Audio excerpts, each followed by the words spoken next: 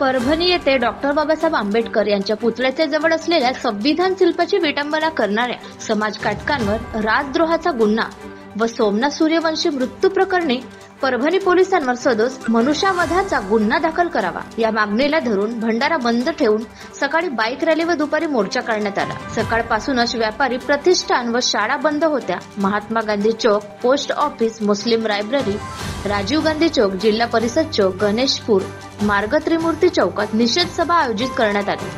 तसेच गृहमंत्री अमित शहा यांच्या डॉक्टर बाबासाहेब आंबेडकरांच्या अपमानजनक वक्तव्यांचा निषेध करण्यात आला। या प्रसंगी परमानंद मेश्राम, अमृत बनसोड, अजय मेश्राम, सदानंद इल्मे, चंद्रशेखर टेंभुर्णे, असित बागडे, सुहास गजबिया आदींनी मार्गदर्शन केले। या घटनेमागचा खरा सूत्रधार कोण याचा शोध घेऊन कार्यवाही करण्यात आली अशीही मागणी करण्यात आली। भरपूर आंबेडकर जनतेचा जनसमुदाय उपस्थित होता। त्यानंतरच निवेदन जिल्हाधिकारी मार्फत पंतप्रधान यांना पाठवले।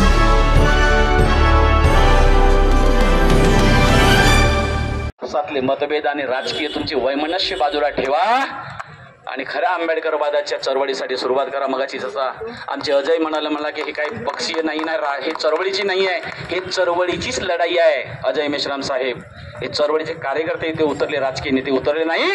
याच काँग्रेसवाले आणि संविधानाच्या निवडसाठी ज्या पद्धतीने अमित शहाच्या विरोधामध्ये सांगतात की आम्ही अमित शहाच्या विरोध म्हणून, काल जे काँग्रेसवाले इथे 5-25 लोक दिसले त्यांच्यापैकी कोणता इथला काँग्रेसी माणूस आजच्या संविधानाच्या अपक्ष या संविधानाच्या तोडफोडीच्या प्रकरणामध्ये, हत्याकांडाच्या विरोधामध्ये आंबेडकरवाद्यांनी संविधानवाद्यांनी मोर्चा काढला? किती काँग्रेसवाले आहेत साहेब? तू काँग्रेसी नाही आहेस, हा काय काँग्रेसी नाही, मी याला काँग्रेसी समजत नाही।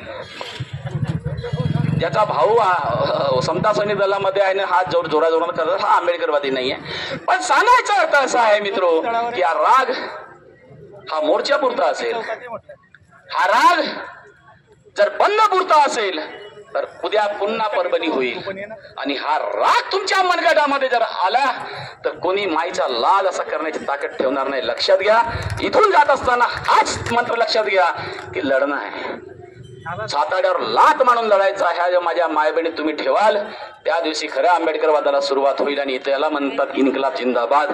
या ठिकाणी सर्व आपण उपस्थित झालात। नायब तहसीलदार आले का? एक मिनिट, एक मिनिट, तुमच्या ते अधीक्षक येणार होते ना, तहसीलदार आहेत ना तिथे कलेक्टर मध्ये बसले? एसडीओचा फोन होता मला, चालेल ठीक। नायब तहसीलदार आलेले आहेत, ते निवेदन देणार आहे। या कोणाला बोलवलं? हा, तर मित्र हे जे सांगितलं की हो आता या प्रकरणासाठी आलात, पुन्हा हत्याकांडासाठी आपण एकत्र येणार नाही, लक्षात ठेवायला, बरोबर आहे की नाही? हत्याकांड यानंतर होणार नाही तशी परिस्थिती आणि ती व्यवस्था या समाजाने निर्माण करावी याच्यावर माझे जास्त भर आहे। सर्व माझ्या तरुण मुलांना सांगणं आहे की बाबा रे, तुमची गुंडगिरी, तुमचं बदमाशगिरी, तुमचं जे काय असेल त्या समाजाच्या कामासाठी आणा, जे काय काय लागलं असेल तर त्या परमानंद मेश्राम एकटं तुम्हाला सोडवायसाठी तयार आहे। एवढं बोलतो आणि हा माझं भाषण संपवितो। धन्यवाद, जय भीम।